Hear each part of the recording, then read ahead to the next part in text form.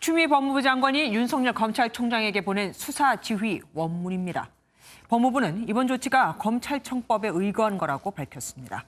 8조에 법무부 장관은 구체적 사건에 대해 검찰총장만을 지휘 감독한다고 규정하고 있거든요. 헌법이 제정된 이래 법무부 장관이 서면으로 수사 지휘권을 발동한 건 이번이 두 번째입니다.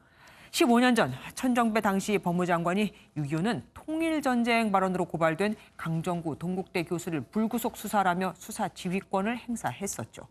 당시 김종빈 검찰총장은 수사 지휘권 발동은 부당하지만 법에 따라 수용하지 않을 수 없다면서 받아들였고 대신 바로 사표를 제출했습니다. 항의의 표시였죠. 사상 두 번째로 수사 지휘를 받은 윤석열 검찰총장은 어떤 입장을 취할까요? 현장에 나가 있는 취재기자에게 물어보도록 하겠습니다. 민지숙 기자. 내일 열릴 수사자문단 회의는 보류가 된 겁니까?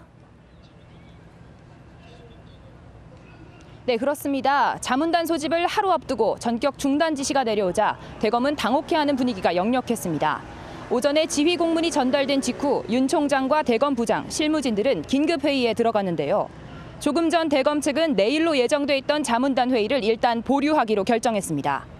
하지만 내일 검사장 회의를 긴급 소집하는 등 후속 대응에 대한 의견을 모으는 대검 회의는 계속해서 이어지고 있습니다. 검찰 내부에서는 이 장관의 지시가 일선에서 묵묵히 일하는 검사들에게 잘못된 신호가 될 수 있다는 우려와 반발의 목소리가 나오고 있는데요. 이번 사례처럼 지나치게 세부적인 지휘는 법무부 장관이 검찰총장직을 겸하는 상식에 반하는 결과를 가져올 수 있다는 지적도 나옵니다.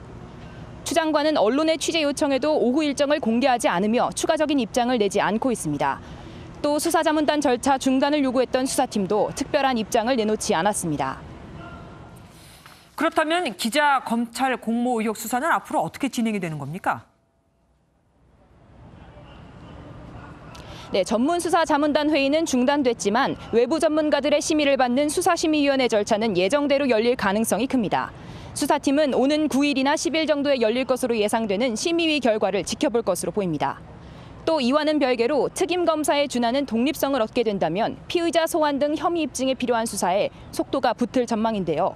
자문단 회의 결과를 지켜본 뒤에 출석하겠다고 밝혔던 한동훈 검사장도 조만간 소환돼 조사를 받을 것으로 보입니다. 지금까지 대검찰청에서 MBN 뉴스 민지숙입니다.